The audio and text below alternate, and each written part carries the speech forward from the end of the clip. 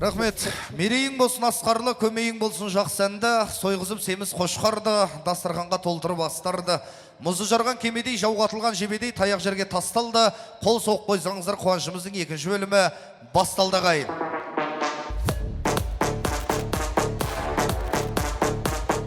Сіздердің құрметтеріңізге жайылған тәтті дастарханнан тәтті тілекпен алып отырыңыздар. Өмірлеріңіз тек қана тәттілікпен, сәттілікке толы болсын, әр шаңыраққа болсындай алтын той жұғысты болсын құрметті ағайындар. Ендеше бірден тәтті дастарханымыздың тәтті тілегін бастауға рұқсат етіңіздер. Қуанышымыздың төрінен ойып тұрып орын алып отырған халық арасында, ел ішінде абыройы да беделді биік ардақты анамыздың әріптестері ақ халатты абзал жандарды және құрбыларын ордаға шақырайық. Рұқсат болса, Құрманкүл тәтеміз бастаған Зухра Ташхановна, Ренғыз Дәрігүл, Сәлима Айзара, Гүлжамал Роза есімді құрметті ақ халатты абзал жандарды ордаға шақырсақ. Тәтті дастарханымыздың алғашқы ақ тілегін бастап берсеңіздер.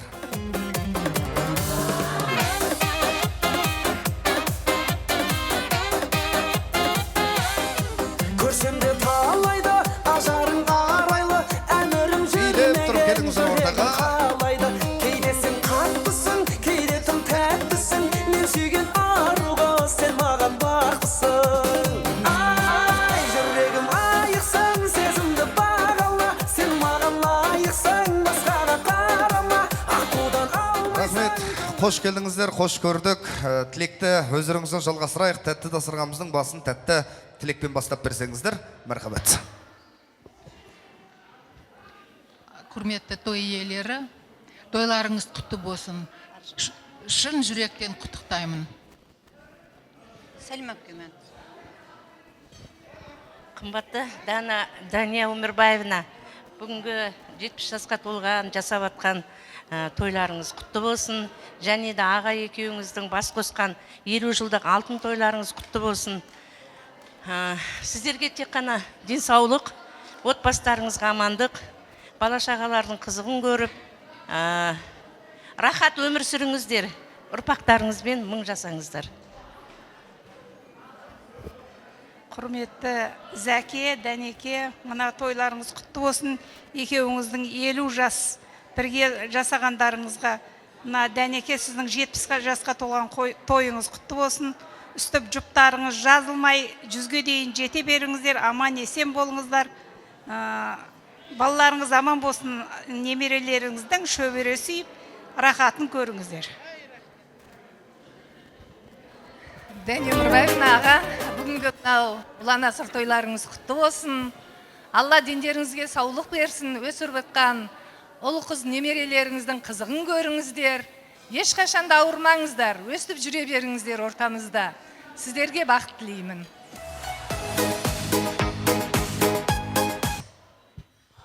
Құрметті тойшыл қауым, барлықтарыңыздың бүгін осындай ұлан ғасыр тойда бас қосып жатқандарыңызға мен құттықтаймын. Барлықтарыңыздың үйлеріңізде той болсын, әрқашан осындай қазақтың тойы бітпесін.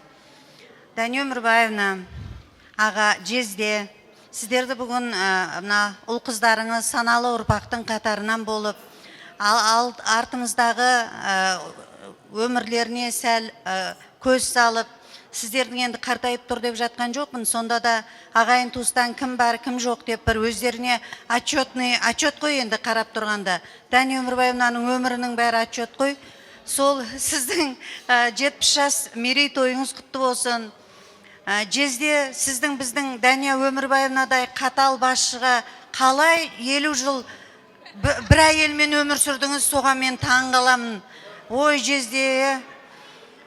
Дания Өмірбаевна аға медбике болып біздің мектеп бөлімінде бірге жұмыс жасадық. Сол кезде қаталдығы сондай, мантудан жаңағы прививкаға адамның списігін бер дейді ғой. Сонда 20 бала берсек, 50 балаға саласың дейді. Жоқ, Дания Өмірбаевна, жоқ, 20 бала бар десең, ражай дейді ғой. Ражай дейді, апарған қағазыңды қабылдамайды. Соңын үйтіп бір 6 ай өткен, манту алғанына бірдеңкені жинап, 40 балаға барсаң, қарап отыратта ражай дейді.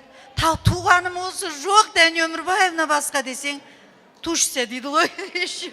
Сөйтіп, әйтеуір планымызды өзгертіп, сол осы Қазақстанның денсаулық сақтау саласына кішкентайда болса бала шағаның дені сау болуына бір кішкентай үлесімізді қосып еңбек еттік. Қазір бәріміз зейнет жасындамыз, Аллаға шүкір.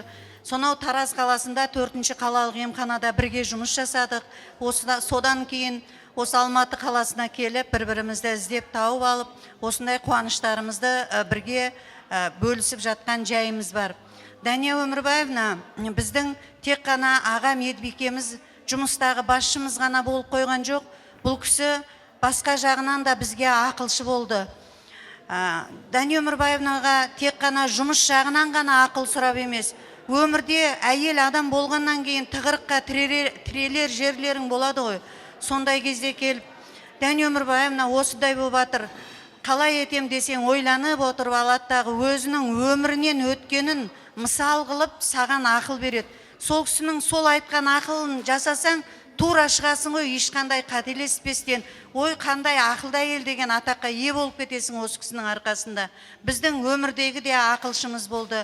Дәния Өмірбаевна, осы өмірде сіздей адам басшым болғанына, сіздей адамның ақылын тыңдағаныма, сіздей адамнан өзім еңбегіме сондай практика алғаныма, мен өзімді бір бақытты жандардың қатарынан сезінемін.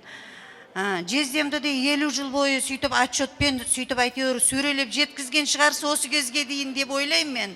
Сіз 70-те болсаңыз, ол кісі тура 60-тағыдай болып көрініп тұр ғой. Сол, 100 жасаңыздар қол ұстасып. Сол, ұл қыздарыңыздың қызығын көріңіздер, шөберелеріңіздің қызығын көріңіздер.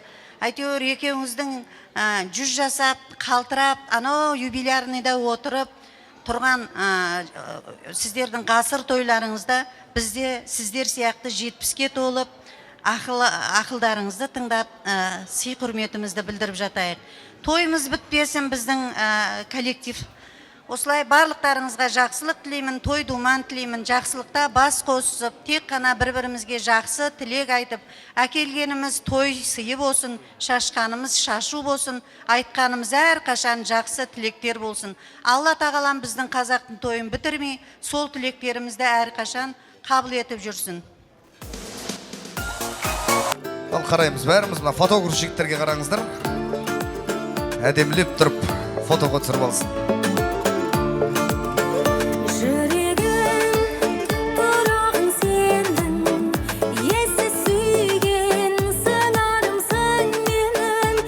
Қараймыз.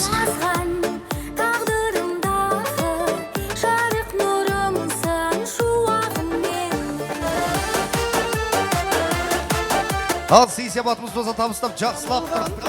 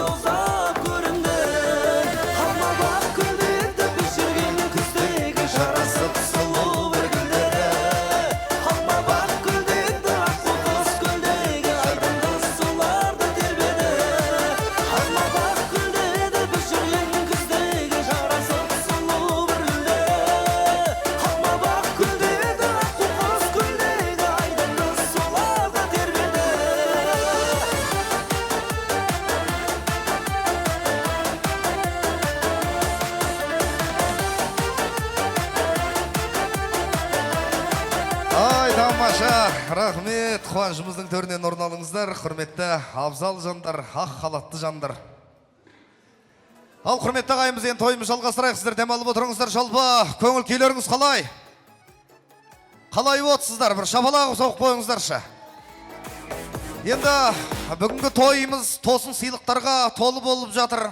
Жаңа лотерея ойнатып жатыр. Енді осы әулетке етене жақын тойымыздың қадірлі қонақтары, көңілді қонақтарына арнайы сый-сияпаттарымызда бар екен. Ескеріңіздер, құрметті ағайын. Енді аса құрметті қуанышымыздың төріне Зәлмахан әкемізді шақырайықшы. Келіңізші.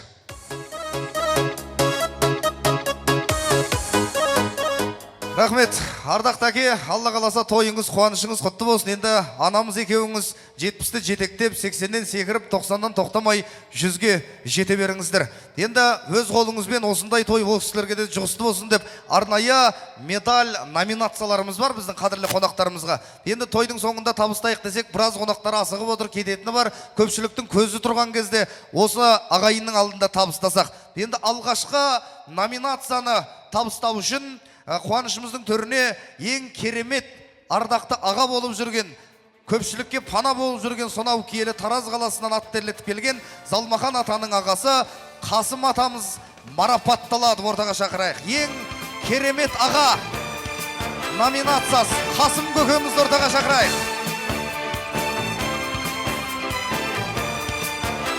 Қасым көкем, ортаға келіңізші.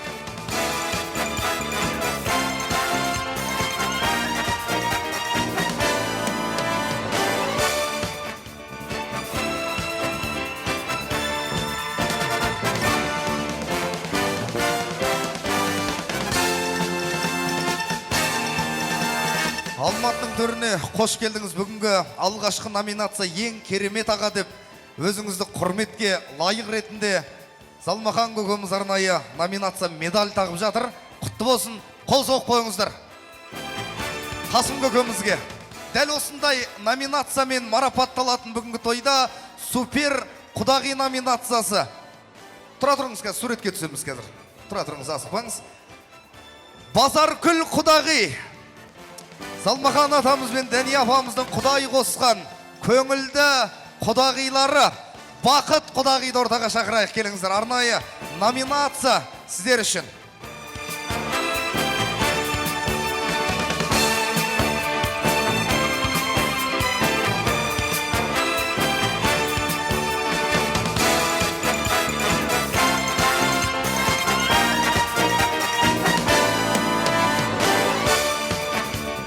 Есте қалатын той болып тұр. Арнайы енді өздеріңізді қадірлеп, мойындарыңызға алтыннан алға тағып жатыр міне әкеміз.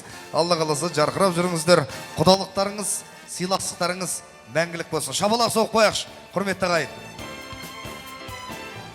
Келесі арнайы номинацияның иесі «Лучший брат» номинациясы. Бұл енді құрметті Залмахан ағамыздың артынан еріп ағалап жүретін, ағасын бағалап жүретін, қадір тұтатын Ертай ағамыз ортаға келсе.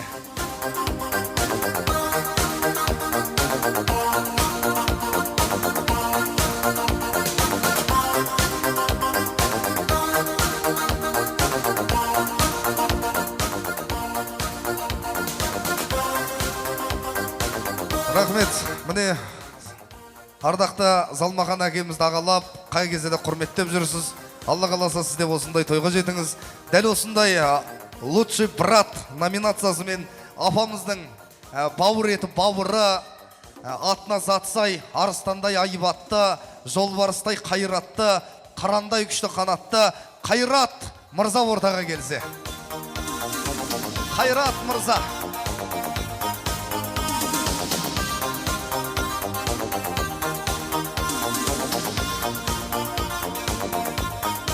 Шапалақ соқ қойыңыздар, қане. Аты затына сай қандай. Негізі Қайрат ағам өз күлімдеп тұр. Біраз адамнан бұл тойға бұрын кеп тұр. Дәу денесіне қарап кішкентай денеме жыным кеп тұр. Қараш, қандай шапалақ соқ қойыңыздар. Дәл осындай «Лучший брат» номинациясымен тағы да осы Дәния апамыздың ең кенже еркелеп жүретін ерке бауыры Кенжебек мырзаны ортаға шақырып марапаттайық. Кенжебек көкеміз өзі түріде, қасыда, көзде, мұртыда сұлулықтың символы болып тұр ғой бұл кісі. Шапалақ соқ қойыңыздар. Әне, Алла қаласа осы атам мен апамның жасына алтын тойға жетіңіздер сіздерде. Келесі номинация өз бірақ үштік. Ерке аса қадірлі супер келіншек номинациясы. Өзі әдемі көрікті, спайы, әрі пысық, Назым келінді марапаттайық.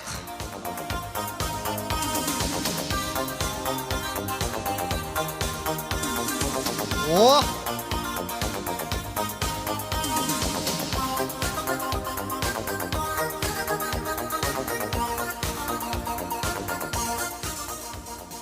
Шапалақ соқ болыңыздар, міне келінді құрметтеп қадірлеп жатыр. Алла қаласа сізде осындай ардақты үлкен ана болыңыз. Самая добрые сердца номинациясы да аузын аша жүрегі көрінетін ақ көңілді абзал жан, қайырымды жомарт жан, осы Дания апамыздың інісі Алмас мырза марапатталады.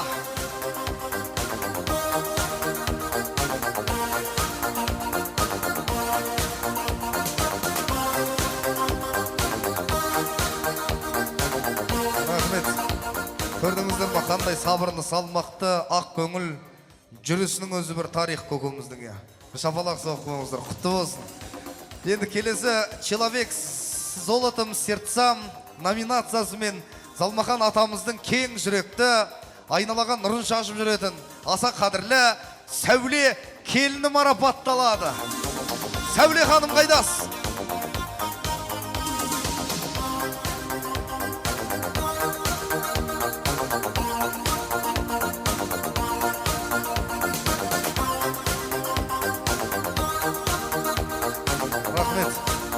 Сәуле келінің стажы бар ғой деймін, қайнағатасының мойнына жабысты өмірден дедісің.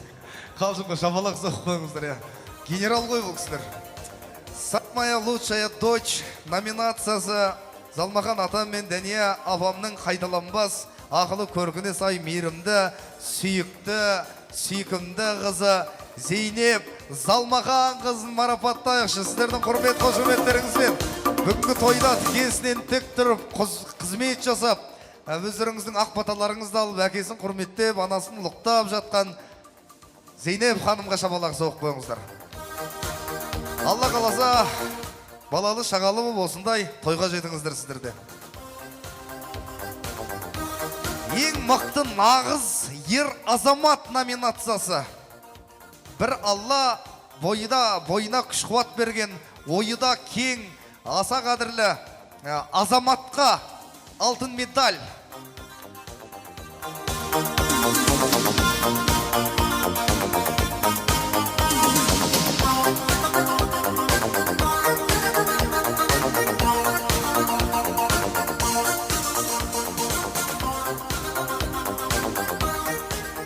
Дания апам өте қуанып, міне өздеріңізді қадірлеп, атам екеуі құрметтеп жатыр. Қай кезде де күлімдеп, күліп ойнап жүретін, жымиып күліп жүретін Жандарбек мырзаға арнайы.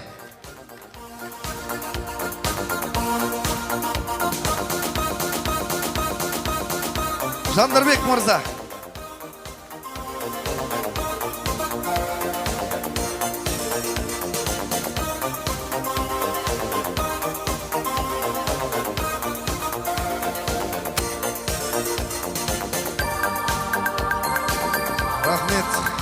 Ең сүйікті әпке номинациясы Дания апамыздың ең сұлу, үйдің еркесі, қай кезде де күлімдеп жүретін, жүзінен жылу шашылатын кенже сіңлісі.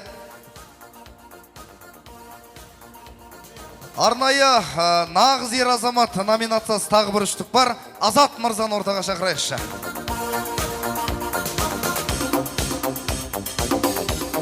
Азат мырза.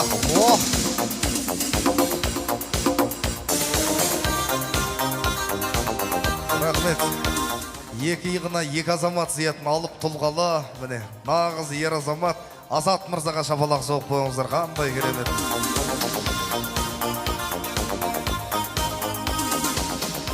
Сүйікті аса қадірлі әпке, лучшая сестра номинациясымен апайымыздың ең сұлу үйдің еркесі, кенже сіңлісі аса қадірлі Гүлден ханымға арнайы номинация бұйырып тұрған екен.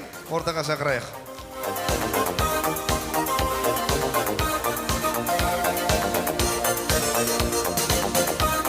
Рахмет. Бұл кісі өзі тазалықты жақсы көреді ғой. Сондықтан да көлікті де таза ұстайды. Бір жақсы, бір шапалақ ұстап ұрып қойыңыздар Күлтен ханымға.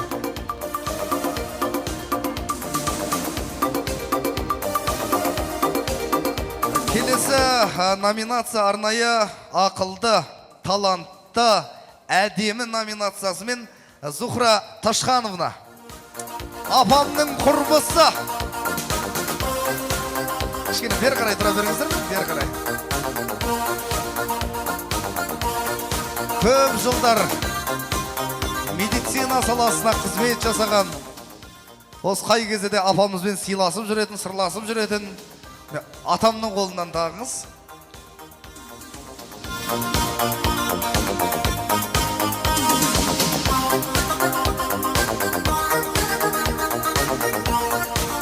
Тағы бір арнайы номинация. Сұлулықтың символы Айсара ханым. Апамның подружкасы ғой деймін, қателеспесем. Айсара ханымға арнайы.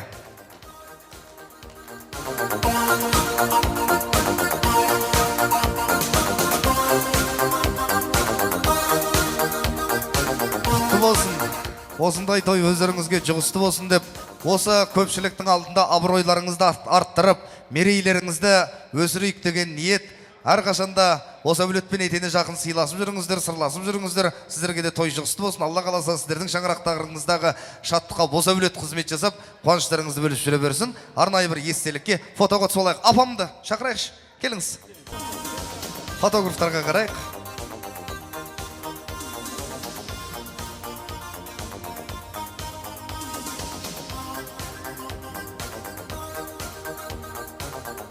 Ай, тамаша. Рахмет.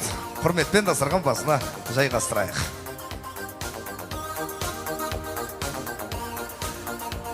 Ардақты әкеміз бен анамыздың өздеріңізге деген құрметі деп түсініңіздер. Бұның бәрін ардақты ағайын, ең басы алтын бастарыңыз төрден түспесін. Той құтты болсын. Ал біз кешіміздің тағы да бір тәтті тамаша тілегін әрмен қарай жалғастырайық. Құрметтеймін үш жұрттың ұлысы деп, сөзімнің жалғаны жоқ, дұрысы көп. Ардақты нағашылар, мен сіздерді жақсы көрем, аяулы анашымның туысы деп. Үш жұрттың ұлысы, құрметтісі нардай нағашылар мен аса құрметті жиендер, Бақыт Гүлнар бастаған Болат Кенжегүл Қайсар Гүлеран, Сәуле Құдаша, Майгүл, Сәкен Гүлайхан Қайырбек, Қуаныш Жандарбек, Толғын Құралай, Алмас Аида, Ғазиз Маржан, Алмас Сандуғаш, Сәбит Назым, Медет Диана есімді нағашы жиендерді ортаға алдырайық, келіңіздер. Құрметті жиналған Жәкең мен Дәкеңнің құрметін жалған құрметті қонақтар. Жәке, Дәке, сендерге бірінші денсаулық, жастарыңа жас қосыла берсін. Жаңағы 50 жылдан ары қарай тағы да бір 50 жыл бірге тұра беріңіздер. Арттарыңызда келе жатқан немере шөберелеріңіз сіздердің жастарыңызды берсін, сіздердің бақыттарыңызды берсін. Бәріңізге денсаулық, ылғи да осындай тойлыға ұласып үйлеріңізде бола берсін. Ал құрметті Жездеке, дәнен әпкешім, туған күндеріңіз құтты болсын, өмір жастарыңыз ұзақ болсын, 100-ге жетіңіздер. 50 жыл өмір сүріп, тату тәтті, немере шөбере сүйіп, енді чөпшек сүйіңіздер. 100 жасаңыздар. Өстіп әдемі қалыптарыңызда, біздің алдымызда ойнап күліп жүре беріңіздер. Енді еліміз аман, жұртымыз тыныш болсын, бәрлеріңізде осындай тойға жете беріңіздер. Аса қыдырменді тойшы қауым, мына әкпеміз бен қайнағамыздың тойына келгендеріңізге көп-көп рахмет. Мынандай тойда қайнаға деймін. Бұлай жай жерде жүргенде жезде деймін ғой бұл кісіне. Қазындауға жақсы да, жай жүрген жезде. Мынандай сыйлы жерде қайнаға деп сыйлаймын өзім. Мына жастарыңыз жасқа қосыла берсін. Екеуіңіз мына немере шөберелердің арқасында бақытқа, қуанышқа жете беріңіздер. осындай той көп бола берсін. Жастылықта осындай үлкен тойда жолға берейік. Екеуіңіз бақытты өмір сүріңіздер. Жастарыңыз жас қосыла берсін. Амин.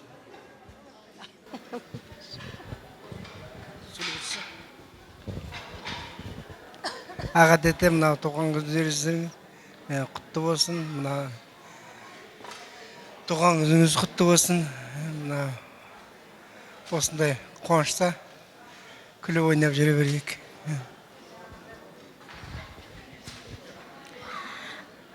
Ал құрметті қауым, құда жегізаттар, дос жарандар, құрбы құрдыстар, келін сіңілі, біреуге жезде, біреуге әкпе. Мына тойларыңыз құтты болсын бүгінгі. Ендіні әкпеміз біз дәнен тәде дейміз, шын атын айтпаймыз. Аға екеуі міне 50 жыл отау құрып, міне есеп беріп жатыр деп ойлаймын. Міне 70 жылда көп деген жетістіктерге жеттіңіз. Дәнен тәде міне еңбегіңіздің жемісін көріп атсыңыздар, міне әріптестеріңіз бәрін айтып жатыр. Енді сізге бақыттан бұдан артық асқан бақыт жоқ деп ойлаймын. Бала өсірдіңіз, немере сүйдіңіздер, міне көп алттарыңызға өңіліп қарайтын болсаңыздар, көп шаруаладыңыздар осынша жылда. Міне бұндайға жетпей кетті жатқан елдер қаншама. Осындай Құдай Алла тағаланың берген жасын жасай беріңіздер, өмірде бақытты болыңыздар. Осы бала шағаның арқасында тірек боп, қарты бар үйдің қазынасы бар дейді. Қазына боп осылай тең қартайып жүре беріңіздер. Бір жастықта қартайыңыздар. Әлі де тағы бір 70 жас жасасаңызда сізге артық болмайды. Бірақ біз айтамыз ғой, ауыз болғаннан кейін. Бірақ Алла тағала қанша жас береді, сонша жасын жасап, өмірде осындай бала шағаның арқасында шаттыққа бөленіп жүре беріңіздер. Өзіме не тілесем, соны тілеймін. Бақытты болыңыздар. Рахмет, ақ тілегіңіз қабыл болсын. Енді осы қатарға Ғазиз, Маржан деген кісілердің аттары аталған болатын, бірақ енді дастархан басынан шықпай қалған екен. Жиендердің қатарына келсеңіздер. Ал енді үлкен кісілеріміз тілектеріңіз болса жалғай берейік. Кім айтады? Жиендер қауымы, нағашылар. Ал енді аға, тәте, бүгінгі мерей тойларыңыз құтты болсын. Тендеріңіз сау болсын. Мына 50 жас бірге өмір сүріп жатырсыз, алтын тойларыңыз құтты болсын. Мынау әпкеміз 7-ге толып отыр екен, 7 жасыңыз құтты болсын, нойлы бар. 70-ке келдіңіз, 80-нен секіріп өтіп 90-ға тоқтамаңыз тәте, 100-ге жетіңіз. Деніңіз сау, жасыңыз ұзақ болсын. Ағамызға еркелеп, осылай қол ұстасып, әруақта Алла тіл көзден сақтап, бақытты ғұмыр кешіңіздер. Енді осы алтын тойларыңыз ары қарата бриллиант тойға айналсын. Аман болайық бастысы. Ағайын жұрт аман болсын. Осындағы қанша бағанан бері жақсы тілектер айтылып жатыр, соның бәрі Алланың құлағына шалынсын. Жақсылықты сүйретіп, жаманшылықты күйретіп, бастарыңыздан әрқашанда бақ-дәулеттеріңіз кетпесін. Осындай немере шөберенің рахатын көріп, немене шөпшек, неменеге жетіп, сол немененің қолынан дәм татуға Алла тағалам нәсіп етсін сіздерге. Бар жақсылықты тілеймін. Мен жанымда домбыра сұрап отыр. Мен енді көпшіліктің теуіменен анашым деген әнді сіздерге арнап айтып берейін, сіздің құрметіңізге. Бүгін 7-ге толып отырсыз ғой, соны мынау эстрадамен айтып берейін. Сондықтан да тойға ұласа берсін. Міне бүгін тойдың жалғасына келіп отырмыз, кеше қызымызды ұзатқанбыз, бүгін енді сіздің мерей тойыңызға келіп отырмыз. Осындай той қазақта көп болсын. Сізге бар жақсылықты тіледім. Алладан тілеген дұға тілектеріңіз Алла қабыл етсін. Аға тәте, сіздердің мерейтойларыңыз құтты болсын, тойға ұласа берсін, жастарыңыз жас қосыла берсін. Бар жақсылық тілеймін. Міне қанша тілектер айтылып жатыр, сол тілектің барлығы Алланың құлағына шалынсын. Нағашы сіңілім ғой, кеше қызын ұзатты. Сол тойға қыласын деп отырғанымыз сол ғой. Кеше тойлап, одан продолжениесін осы жаққа пахмел жасап отырған болар енді. Баш жазып жатыр. Маржанда қайсы? Дания тәте, Замаханнаға тойларыңыз құтты болсын, сізге денсаулық тілеймін. Жасқа жас қосыла берсін, осылай той болсын, ойнап күліп жүре беріңіз біздің арасымызда. Жақсылық болсын, бәріңіздің үйде той болсын. Келіңіз аға. Дания тәте, сіздің арқаңыз ғой, екеуіңіз 50 жылдықты тойлап отқаныңыз. Жезеке ренжімеңіз. 35 жасыңыз құтты болсын. Жастан жасқа жете беріңіз, ауырмай, алдымызда ойнап күліп жүре беріңіз. Тек жақсылық, бағашаға немере сүйдіңіз, шөбере сүйіңіздер. Жеземіз екеуіңіз бір жаста қартайыңыздар. Көп жасаңыз. Жасын айтпай Алмас аға. Ал аға тәте, тағы да тойларыңыз құтты болсын. 50 жас алтын тойларыңыз десетіне құтты болсын. Дендеріңіз сау болсын. Немере шөбере, немене шөпшекке жетіңіз. Бәрлеріңіз үйлеріңізде осындай тойларыңыз бола берсін. Жұғысты болсын. Рахмет, қалғамыз қосыламыз ба? Ниеттеріңізге алғысымыз шексіз, береке, арыс, ынтымақ, есіктеріңізді жұлғылап, шаңырақтағы қазандарыңыз дәл осындай тойға қайнасын, бұрқырап дегіміз келеді. Әр шаңырақта той болсын, сый сияпатымыз болса табыстап, одан кейін той үйлерін ортаға алып, бір әдемі естелікке суретке солай, одан кейін ардақты әпкеміздің тамаша әніне кезек беретін боламыз.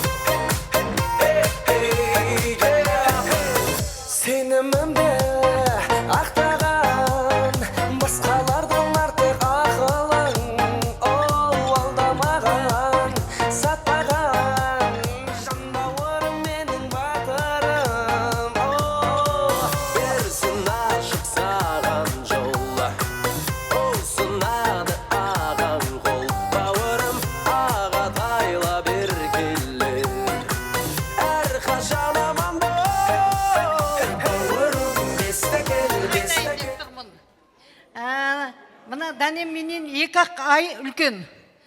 Әпке дейін сонда да екеуінің махаббатына мен куә болғанмын.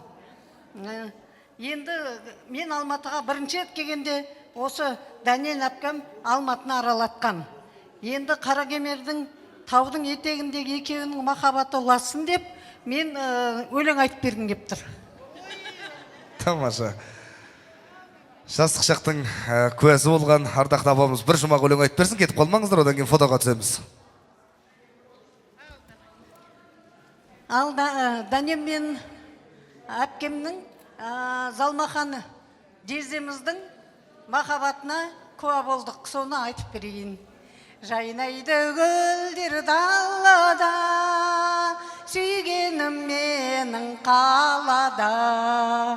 Сүйемін сені жан қалқам, басқаны қаламай. Көңіліңдей бір сүйгенім, Дәнем менің сүйгенім. Көптен күткен жарым менің қара көз сүйгенім. Көптен күткен жарым менің қара көз сүйгенім. Жасыңыз жасқа ұласып, 100-ден асып кетіңіз. Рахмет. Ал енді бір фотоға түсіп алайық. Келіңіздер, жиылып тұрып. Ал енді осы топтың арасына шығып әдем ақ тілегін жолдаған ардақты Қазақстан Республикасының еңбек сіңірген мәдениет қайраткері, өнер майталманы, он саусағынан бал тамған күйші, ұлағатты ұстаз Сәуле Каниевна бір тамаша өлең орындап берсін, сіздердің құрметтеріңізге қабыл алыңыздар. Көп рахмет.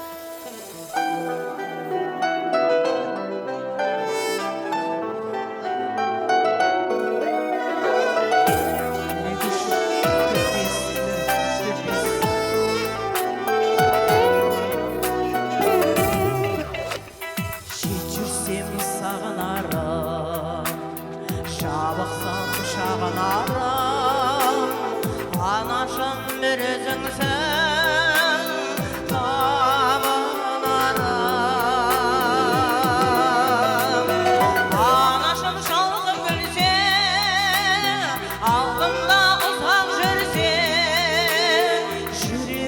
жыр толғайды, көңілім ортаймайды. Анасы бар адамдар ешқашан қартаймайды. Жүрегім жыр толғайды, көңілім ортаймайды. Анасы бар адамдар ешқашан қартаймайды. Ұшырған соң қараңма, қияға шырқаранма, бәйгеде өзің озған тұлпарыңа. Анашым шалқып күлсең, алдымда ұзақ жүрсең, жүрегім жыр толғайды, көңілім ортаймайды. Анасы бар адамдар ешқашан қартаймайды. Жүрегім жыр толғайды, көңілім ортаймайды. Анасы бар адамдар ешқашан қартаймайды. Той құтты болсын, жастарымыз ақ болсын.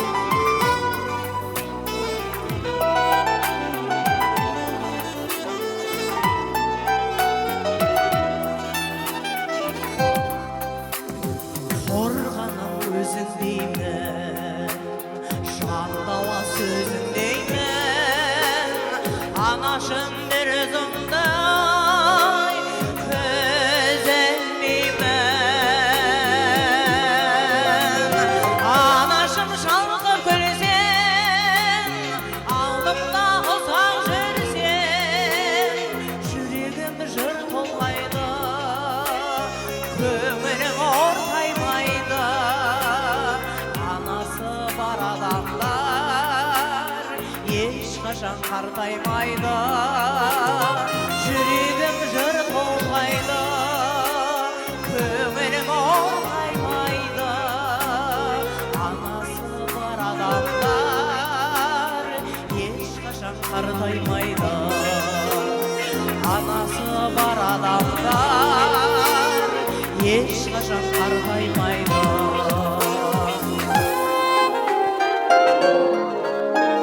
Көп рахмет.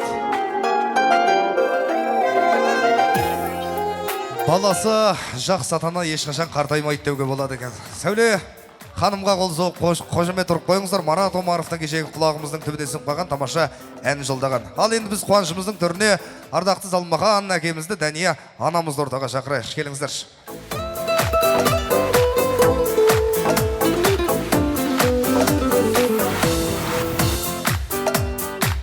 Бүгінгі міне қуаныштарыңыз, мерейлі мерекелеріңіз құтты болсын. Алла қаласа көпшіліктің тілеуі қабыл болып, Алла қаласа гауһар тойда жолығуды Алла нәсіп етсін. Қазіргі енді 21 ғасырдың сәнімен мәніне айналған, менің әкем мен анам үшін дайындалған тәтті тағам тортымыз қуанышымыздың түріне шығуға дайын. Сіздер шаңырақ көтерген кезде ондай торт болды ма, болмады ма белгісіз. Енді 50 жылда ел жаңа осы балалардың өсіп өніп отқан, қызығын көрген шақта арнайы дайындалған тортымызды қуанышымыздың түріне қар салайық.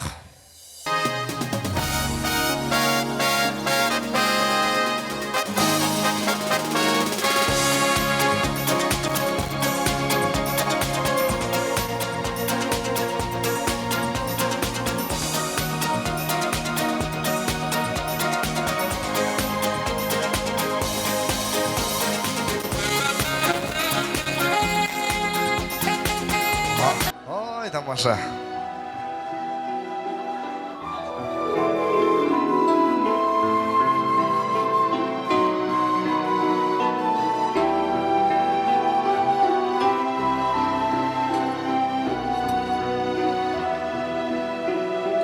Ол бір кезде махаббаттың маздаған Қандай міне.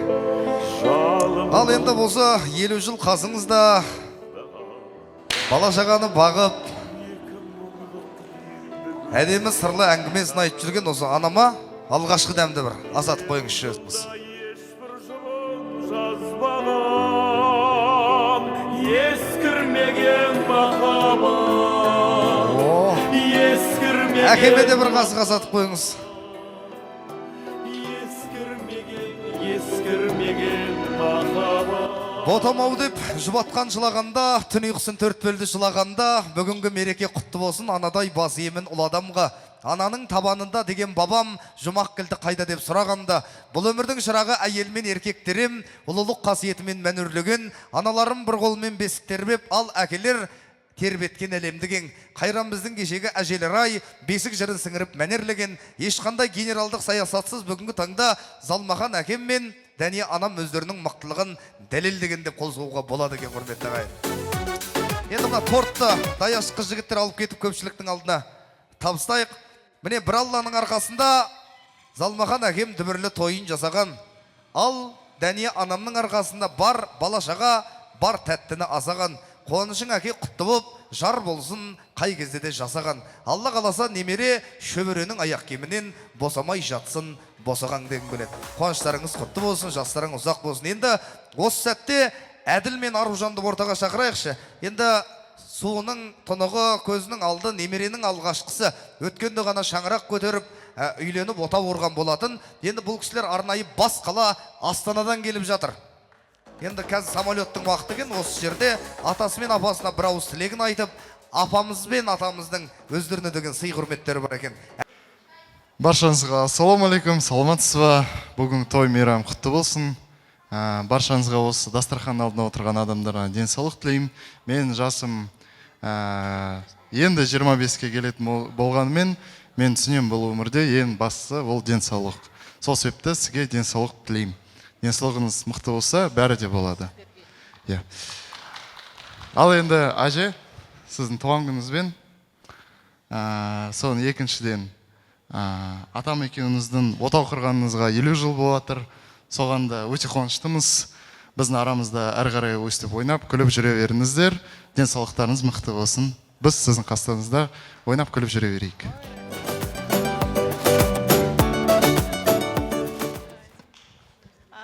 Ата әже, сіздерді құттықтаймын. Сіздерге зор денсаулық, ашық аспан тілеймін. Баршаңызға ең бастысы әділ айтып кеткендей, ол денсаулық болса болды.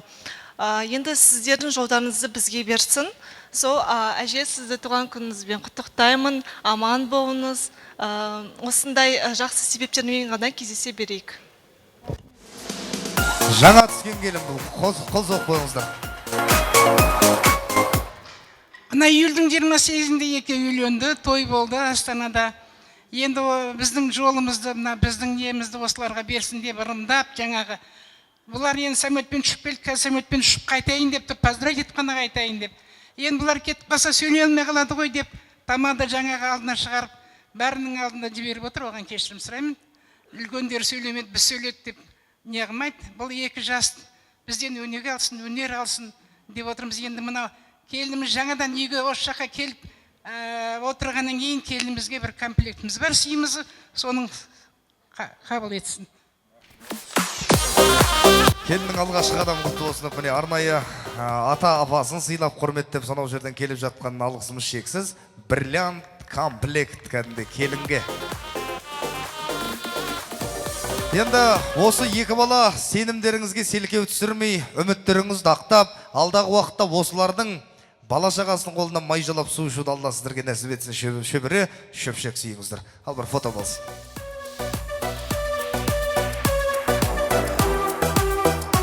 Рахмет. Қуанышымыздың төріне жайғасайық. Той төрінен орын алыңыздар.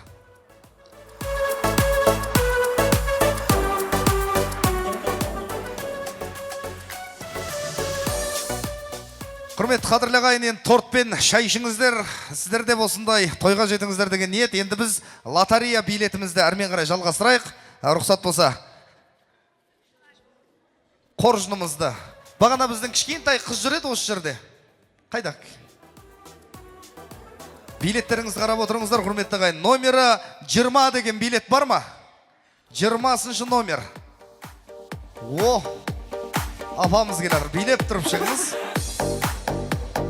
Билеп, ал бізге бір сыйлық. Хоп. Опа. Тамаша. Рахмет.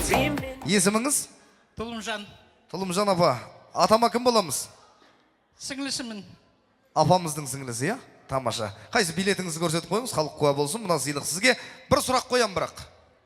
Қиын оңай. Разницасы жоқ. Кез келген сұрақ. Суыққа ең төзімді құс? Торғай. Акарашик тәте. Акарашик. Рахмет. Бір апамда сұрақ қойсам өсті пингвин дейді ғой. Зоопаркке шатас көріп кетіп пингвинді көріп тұрып айтады дейді. Мә, мына қарлығаштың семізін айды бе. Сондықтан да алып жүріп отырыңыздар. Келесі шарикті алайық. Келе ғой. Кішкентай балапанымыз шақырайық. Жаңа қызымыз қайда? Келіңдер, келіңдер. Кел сен. Кел. Келе ғой. Кел. Ол бала ұялып тұр. Доча, келе ғой. Осы жерде тұр, я, кетіп қолма. Келесі номерді, билеттеріңізді қарап отырыңыздар. 26-шы билет бар ма? Ох, міне. Келіңіздер.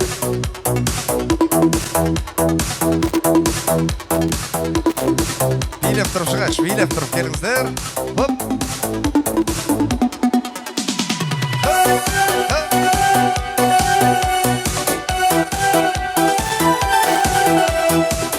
Номер 26, есіміңіз? Кенжегүл. Кенжегүл, атама кім боламыз? Келінемін. Келінді, тамаша шапалақ соғып болыңыздар. Мынау сізге бір сұрақ қоям. Қиын оңай. Бәрібір. Кез келген. Құстар неге жылы жаққа ұшады? Төзімді болғаннан кейін. Жүр алмағаннан кейін ұшады ғой, тәте бұл. Айдан анық қоя. Рахмет. Ал мұқият болып отырыңыздар, билеттеріңіз қарап отырыңыздар. Келесі шарды алайық біз. Номері 10 бар ма? 10-шы номер. Ох, міне тәтеміз келе жатыр. Тамаша. Билеп тұрып шығайық ортаға, билеп. Опа. Есіміңіз? Алия. Алия ханымға шапалақ ұрып қойыңыздар. Атам мен апама кім боламыз? Келіні болам. Келіні, тамаша. Мынау сізге бір сұрақ қоям, қиын оңай. Бәрібір. Кез келген сұрақ. Сиырда 4-еу, адамда 2-еу. Аяқ қой, неге ойланып тұрсың? Ой Алла. Рахмет.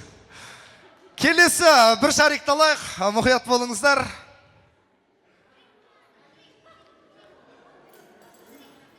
Бес. Бар ма? Ох, міне көкөміз. Билеп тұрып келіңіз. Ой, тамаша. 5-ші номер. Есіміңіз? Дәурен. Дәурен, атам мен апама кім боламыз? Құда бала. Құда бала, тамаша. Мынау сізге бір сұрақ. Қиын оңай. Оңай. Үй жануары 2 қаріптен тұрады. Бас әріпі И, соңғы әріпі Т. Ит қой. Молодец, күшті. Тағы бір шарик алайық. Мұқият болыңыздар. 3 дейді. 3-ші номер бар ма? 3-ші номер. Ой, тамаша. Есімің? Асылжан. Асылжанға шапалақ соғып қойыңыздар. Тамаша. Бағанан бері 3 деп отыр ғой. Атам мен апамның немересісің ба? Мынау саған. Қандай сұрақ қояйын? Оңай. Папаң мен мамаң үйленгенде қайда болдың? Аспанда. Аспанда, тамаша. Баланың ішінде қолық жатпайды деген осы шығар. Келесі тағы бір шарик алдырайық. Рұқсат болса. 2. Бар ма 2? 2 бар ма? 2 жоқ. Келесін алайық. Ала ғой. 2 жоқ. Бізде әзірше әрмен қарай жалғастырайық. 7. 7-ші номер. 7 бар ма? 7 жоқ қой дейм, е? Келесін алайық. Келесі бізде номер 9 или 6. 6-шы номер. 6-шы номер. Қайсы? Екеу, біреу 9, біреу 6. 6 ма? Тәтемізге шапалақ соғып қойыңыздар. Бір подарка. Апамыздың келіні, атамыз екеуіңізді. Қандай сұрақ? Қиын оңай. Кез келген сұрақ. Қандай мәшинені гаишниктер тоқтатпайды? Стиральная машина. Кір жуа. Тамаша, шапалақ соғып қойыңыздар. Тағы біреу алайық, рұқсат болса. 14-ші номер бар ма? 14-ші номер.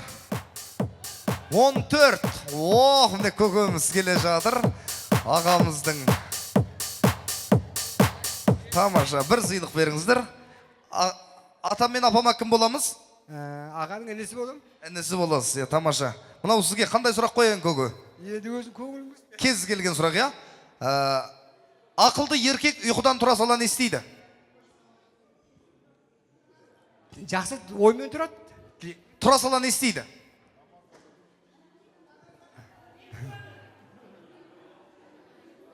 Көзін ашады. Есіңізде болсын аға, бірден өзінің үйіне қайтады. Рахмет, тағы бір болайық, рұқсат болса. Енді бір екеуін ойнатайық. 11-ші номер бар ма? 11. 11. 11. Ой, тамаша. Міне, екінші рет шығып тұр ғой дейм, осымен. Бір балапандарға шапалақ соғып қойыңыздар. Тамаша. Есімің? Элдар. Елдарға шапалақ соғып қойыңыздар, тамаша, рахмет. Тағы бір алып жіберейік, тез. Енді, мынау 9 қой дейм, 9, тәтем бағана шығайын деп отыратын бағы бар екен. Келіңіз, тамаша. Тәтем әріптесі апамыздың қателеспесем, бір шапалақ соғып қойыңыздар. Қандай тамаша. Мынау сізге бір сұрақ қоям, қиын, оңай. Бәрібір.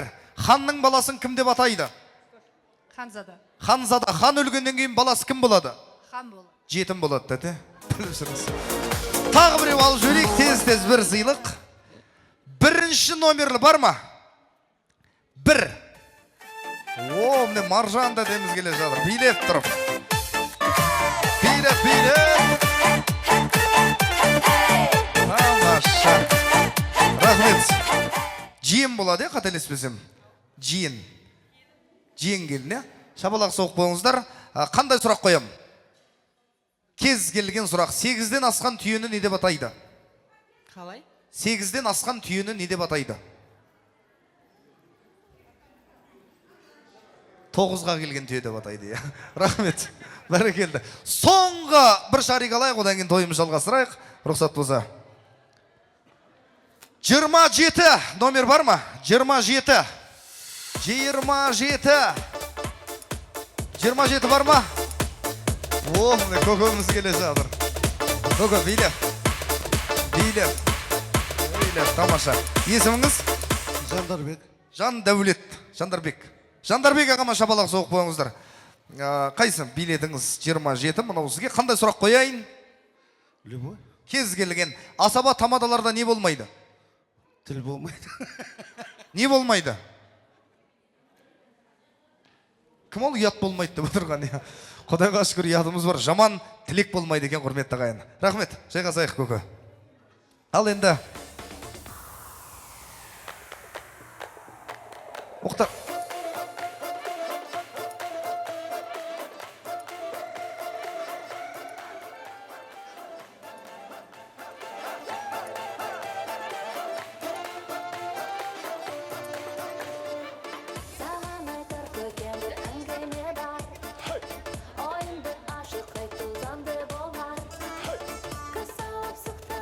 Рахмет, енді апамыздың айту бойынша самолетқа асығып отырған апамыз бен атамыздың баласы Мадияр мен Ғани аға жеңгеміз, шақырсақ ортаға келсеңіздер.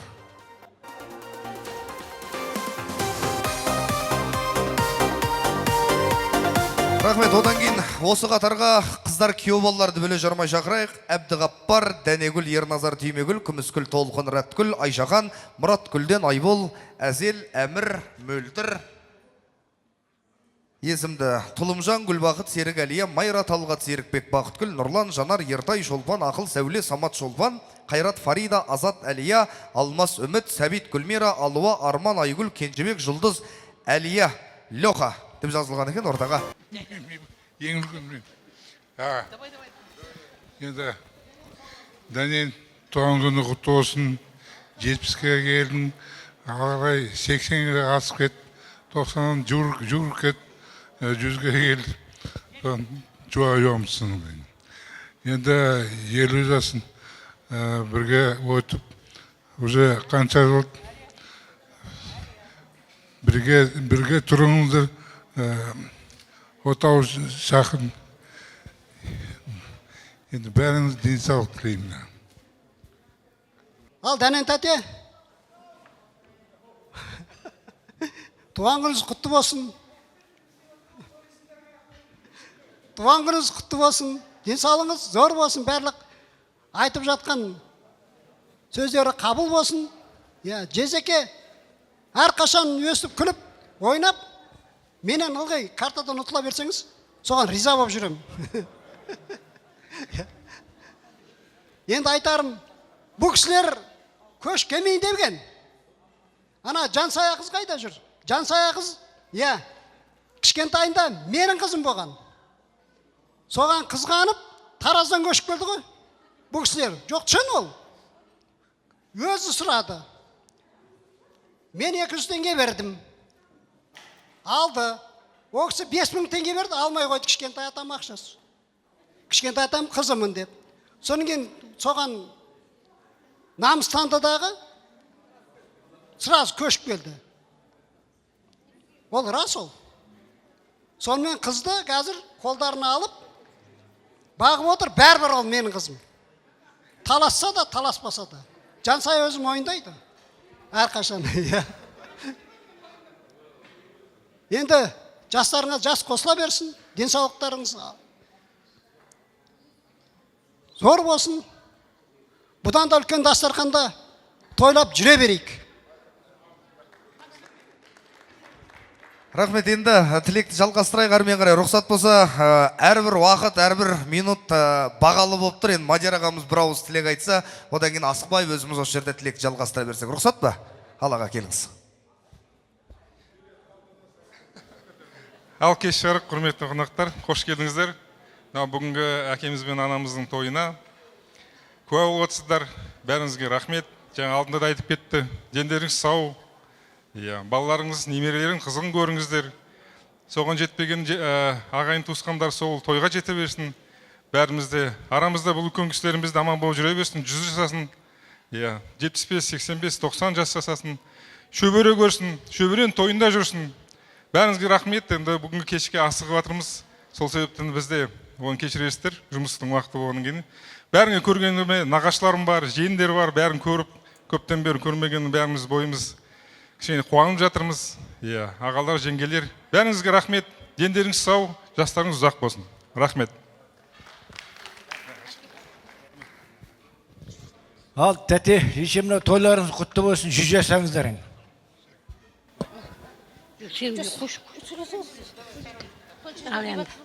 Залмахан аға, Дания жеңгем, тойларыңыз құтты болсын, өмір жастарыңыз ұзақ болсын, бала шағаларың, немерелеріңіз қызығына тоймай жүре беріңіздер. Ал құда жекжаттар бәріңіз аман болыңыздар. Сіздер де бәрі бақытты болып, тілеген тілектеріңізге жетіңіздер. Тойларың, нелеріңіз, мерейлеріңіз осылай өсе берсін, той-тойға оласын.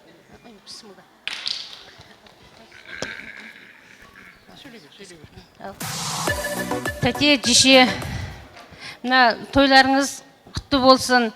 Жеше, сіз мен айтып жүрдім ғой, 2 в 1 деп. Бұл кісі маған бір жағынан жеңге болады, бір жағынан әпке болады. Шапраштының қызы. Енді екеуі де жақын, жеңге болсам да, әпке болсам да. Тәтем бір одан ағашы. Мейлі, тойларыңыз тойғыласа берсін. Ең бірінші байлық, денсаулық, дендеріңіз сау болсын, өмір жастарыңыз ұзақ болсын. Мына жерде небір шаңырақтан жақсы тілектер айтылып жатыр ғой, періштенің құлағына шалынсын, орындалсын. Немере көріп жатыр, шөбере көріңіздер, немене көріңіздер. Екеуіңіз кемпір шалбап жұптарың жазылмай жүре беріңіздер.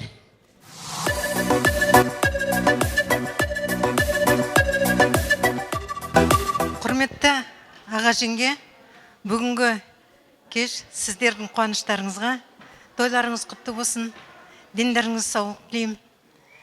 Алла берген ұл қыздарыңыздың, немерелеріңіздің бақытына бөленіп, шөпшік шөбере сүюге Алла нәсіп етсін. Әдеме, абыроймен әдеме қартаюда Алла сіздерге нәсіп етсін. Бақытты болыңыздар. Осы тілектерден кейін бауырлардың артынасынан бір жақсы тамаша би болсын. Әсем би болсын.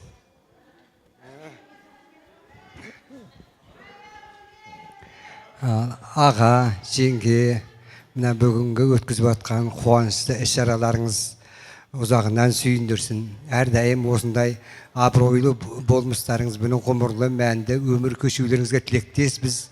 Балаларыңыз, немерелеріңіз өскеннен жан болсын. Сіздердің осы оққа дейінгі ғұмырларыңызда үлгіларлық болмыстарыңыз жетерлік, сол болмыспен абыроймен мәңгілік ғұмыр кешіңіздер. Амин. Дәниет әте, Жалмақан аға, біз мұнда Айгүл келініңізбен бір шумақ өлең жазып қойып едік, соны оқып берейін. Құтты болсын 70 жасыңыз, 80-нің де сеңгірігінен асыңыз, қуат алып денсаулықтың нәрінен жүзіп өтіп жүзге аяқ басыңыз, бал араларыңыздың арасында жүріңіз, шаттық нардың айық басын жүзіңіз. Тілек еттік шын жүректен бәріміз, мықты болып ұзақ өмір сүріңіз. Бір жаратқан жар болып, қорғай жүрсін, ата, баба аруағы қолдай бер жүрсін. Аумин деп. Рахмет. Алып қосарларыңыз бар ма? Келіңіз. Ал, тәте, тише. Ал. Дише, 235-іңіз құтты болсын, тәтем екеуміз 50 жыл болып, осындай жақсы қартайып, немере шөбере біздің алдымызда ойнап күліп жүре беріңіздер. Бірінші денсаулық, кембайлық, дені сау болса, барлығы бола береді. Бар жақсылықты тілеймін.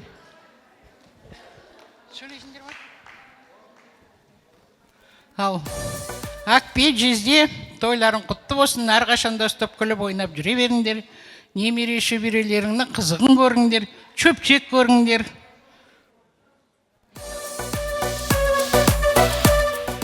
Құрметті ағайын туыс, құдағи жекжаттар, мына бүгін керемет әпкеміз бен жездеміздің шаңырағында керемет мынандай бір отырыс той болып жатыр. Сіздерге Алланың берген жасын жасап, арамызда шапқылап, ойнап күліп жүре беріңіз. Қуанышымызға, тек қана қуанышымызға. Мына ұл қыздарыңызға үлкен рахмет, мына сіңіліңіз бар. Осы тойда тік тұрып қызмет етіп жатыр. Енді біздің өзіміздің әулетімізден сіздерге кішігірім бауырларының атынан кішігірім сый-сияпатымыз бар. Анау жоғарыда отыр әпкеміз бәріміз қосылып, бағана жалғыз өзі шыққан қалды өкісі. Сонан кейін енді бәріміздің атына бәрі шыққаннан кейін осында беріп отырмыз. Әпкемізге комплект, жездемізге Сырға, ой, Сақина.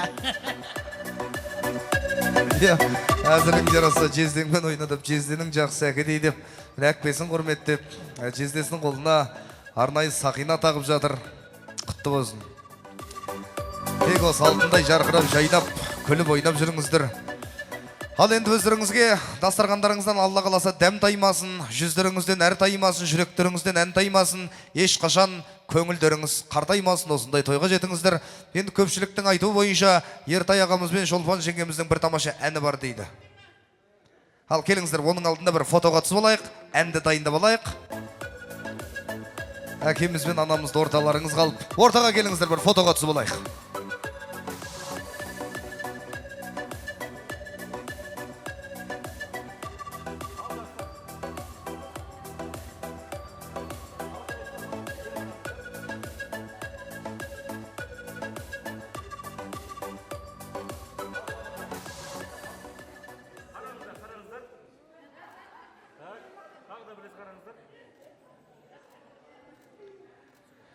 Ал тамаша әнге кезек бірейік, аға жеңгеміздің орындауында қабыл алыңыздар.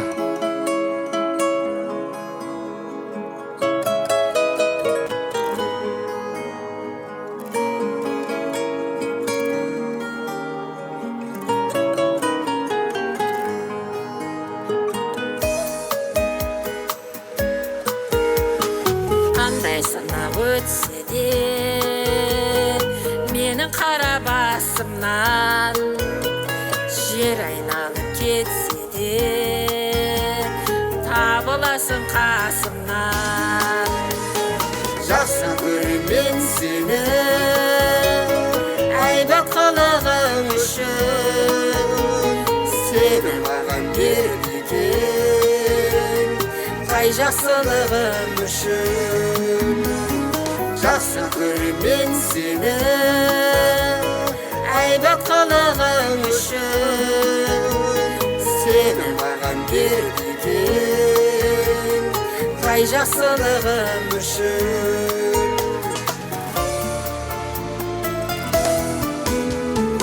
елестетер ай күнді ақ дидарың төккен нұр ұмыт тұрған қайғымды көзің неткен мөлдір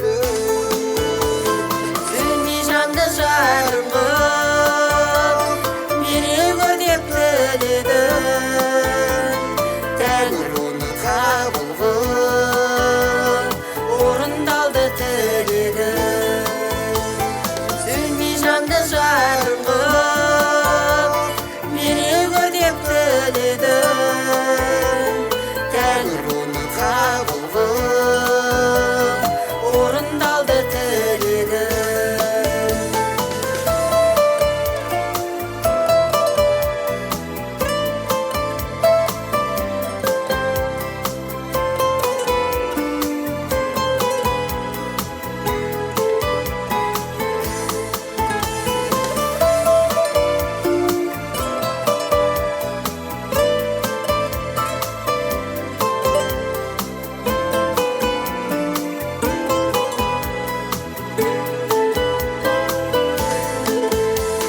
сөнбей жанды жарым қып мереке деп тіледім тәңір оны қабыл қып орындалды тілегім жақсы көремін сені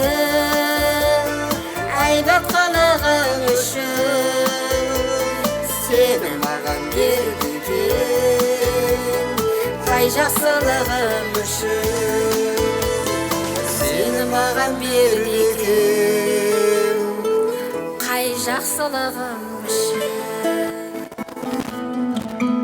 Рахмет, қандай жұлдызды жоп. Алла қаласа сіздерді алтын тойға жетіп, 80-ге келіп, тамаша ән шырқап жүріңіздер. Енді құрметті қадірлі ағайын, енді асығып отырған ағайынның алтындай уақытын алуға біздің де хақымыз жоқ екенін ескерттік. Енді әкеміз бен анамыздың түндігінен нәр алып кіндігінен жаралған, өздеріңізге тікесінен тік тұрып қызмет жасап жатқан ұлықты ұл қыздардың қуанышымыздың түріне шақырайық. Мұхтар ағамызды, Салтанат жеңгемізді, Азамат Зейнеп Әділхан Аружан, Абылай Абзал Сұлтан Азамат Айсұлтан Аймұхамбет, Жансая Шоғыла Шапағат Әлима Ерасыл Еркежан Алуа, Асылжан Жарқын Нұрали есімді ұлықты ұл қыздары немерелерін қуанышымыздың түріне шақырайық. Келіңіздер.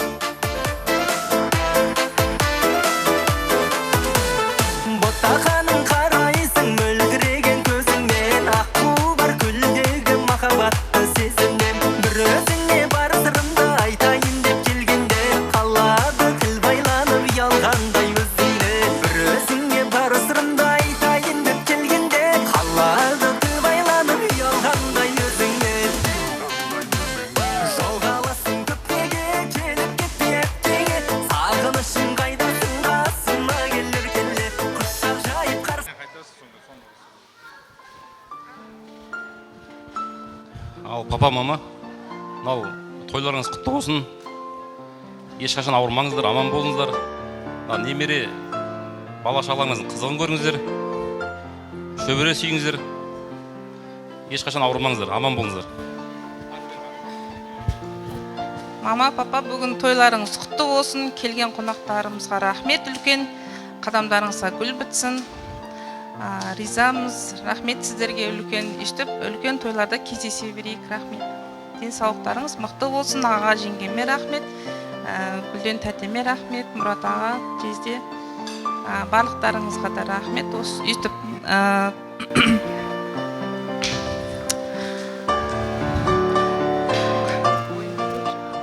рахмет үлкен.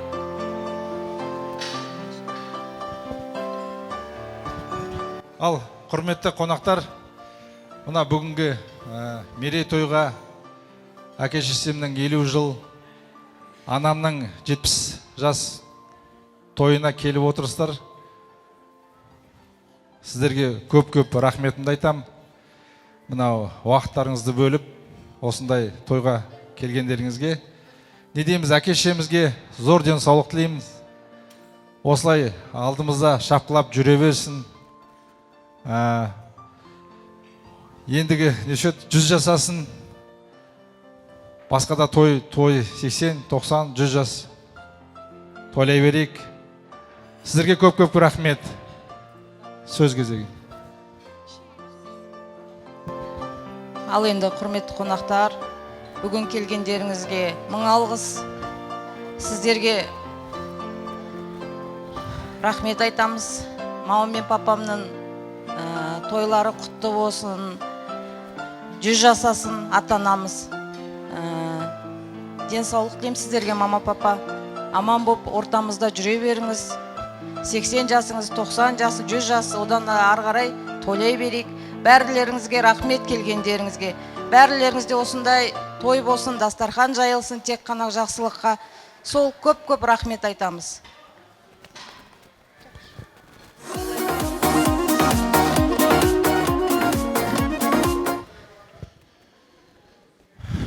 Ал апа ата, тойларыңыз құтты болсын, зор денсаулық, ашық аспан, ауырмаңыздар,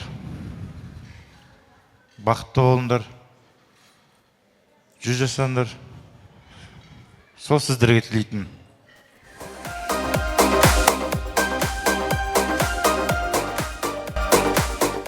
Апа ата, тойларыңыз құтты болсын, дендеріңіз сау болсын, аман болыңыздар, бақытты болыңыздар. Осылай той бола берсін, дендеріңіз сау болсын.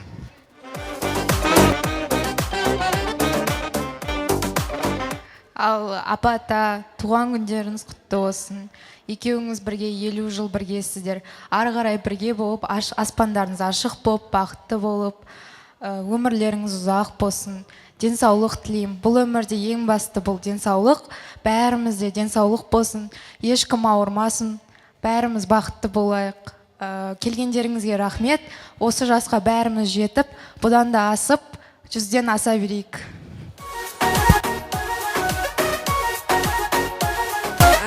Салмахан ата, Дания апа, бүгінгі тойларыңыз құтты болсын. Денсаулықтарыңыз мықты болсын. Әулетіміздің үлкені болып, бізге үлгі болып жүре беріңіздер. Рахмет, бастарыңызға бақ қонсын, ішкендеріңіз қымыз шұбат ақ болсын, жақсылық тап болсын, қайда жүрсеңіздерде бір Алла өздеріңізге жақ болсын дейміз. Ал біздің отбасымыздан подарка бар мамамызға, алтын сақина. Алтынмен аптал, қымбат таспен қапталған арнайы осы анамыз жарқырап жүрсін, жайнап жүрсін араларыңызда деген ниет. Міне, қабыл алыңыз бала шағаларыңыздың атынан. Рахмет. Күнде той бола бермес, дәл осындай тыңшымас көңіл вақыт жол ашылмай, өмірде саған жақын адам болмас, төрт білгін түнеқсын әкешің мен анашыңдай.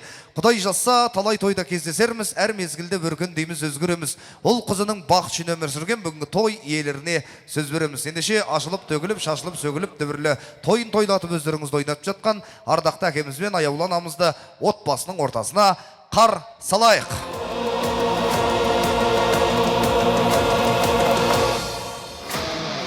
Асыл жайлау, көкті кілем, көк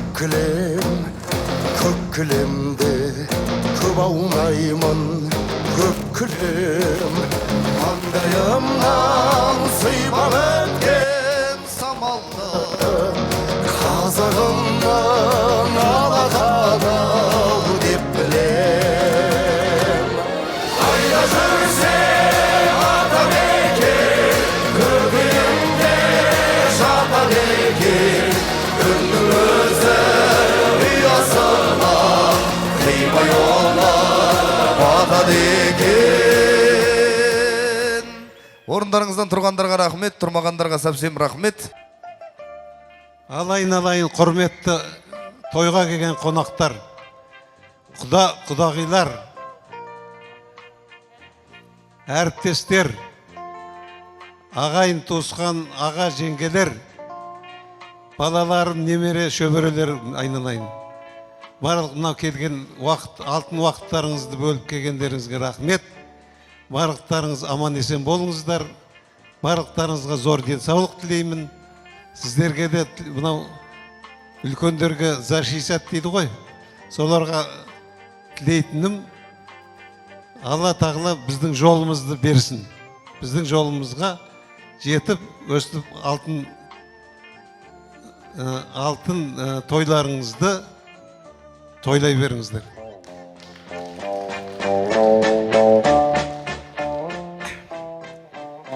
Айналайын көпшілік, мына бүгін мына балалардың жасап атқан тойы, енді ағайын туғаның басын қосып шақар беретін болсақ, Жамбыл облысында бірталай адамдар қалып қойды. Осы жақтан да бірталай адамдарды шақырып сүттің бетінде қаймағы деп сіздерді шақырдық енді. Сондықтан сіздерге рахмет бәрлеріңізге. Біздердің мынау 50 жылдығымыз сіздерге мына молодежьдарға жұғысты болсын. Бізден асып кеткендер 60-70 тойлар, 70-60 бриллиант тойларын тойласын, соның бәріне біз куәгер болайық. Келген келіндерге, немерелер, мына жеңгелер, жаңағы ағалар, қайындарым, қайынсіңлілерім Жамбылдан келіп, алды самолетпен артын ұшып кетіп баратқаннан кейін жаңа әріптестеріме рахмет. Менің коллективтерім, мен поддержка жасап, шо Жамбылдан бері қарай келіп, мінеке жаныма келіп, бізге тілекті айтып жатыр. Бәрлеріңізге рахмет, жұғысты болсын осы. Денсаулықтарыңыз мықты болып, тойдан қалмай, өстіп шапқылап жүре берейік. Мынау осы тойдың сәні де, мәні де тамада ғой. Тамада әйтеуір үйіріп, бәрлеріңізді бір ауызға қаратып отырған тамада жігітімізге ең үлкен рахметімізді айтамыз. Бақытты бол жаным. Ал құрметті қонақтар, бізде соңғы бір номинация қалған. Ол біздің ең крутой тамада деген. Соны рұқсат болса, осы Ейшендос бауырымызға ұсынсақ.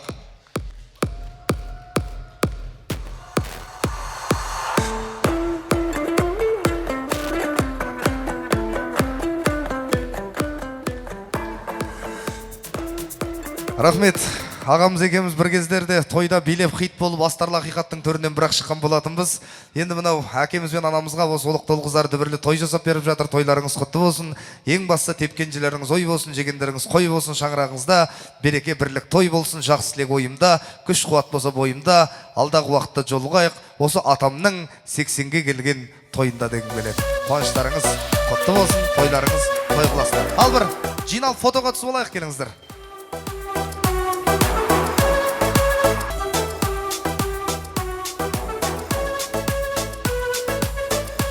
Рахмет.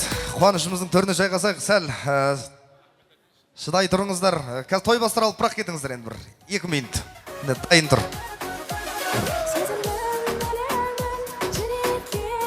Ал енді осы мейрамхананың администрация Лаура ханымға рахмет көп-көп. Осы музыканттар, биші қыздар, өзімде биді жақсы көрем, өзіңіз білесіздер. Өте күшті билеп шықты. Енді Құдай қаласа басқа тойларда да тағы билейміз. Бізде өте көп нөмірлер болған. Енді көп туған туысқаның бәрі кетіп жатыр. Енді аржағы той болсын, сіздерге жұғысты болсын. Рахмет сіздерге. Рахмет, құрметті ағайын, енді тойдың басы болсын деген ниетпен дайындалған той бастар керуені қуанышымыздың төріне шығуға дайын. Кішкентай ғана той бастар үлкен жақсылыққа ұласа берсін. Қарсы алыңыздар, қабыл алыңыздар. Той бастар заманауи үлгіде дайындалған. Арнайы сіздер үшін қабыл алыңыздар.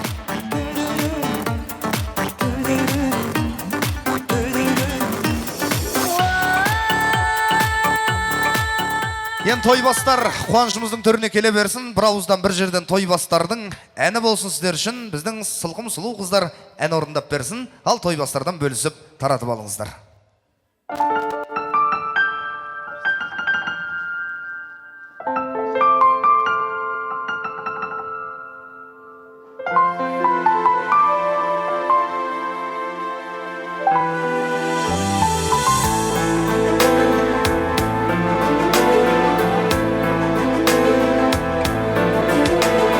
Біз екеуміз бәйшешекте ерте гүлденіп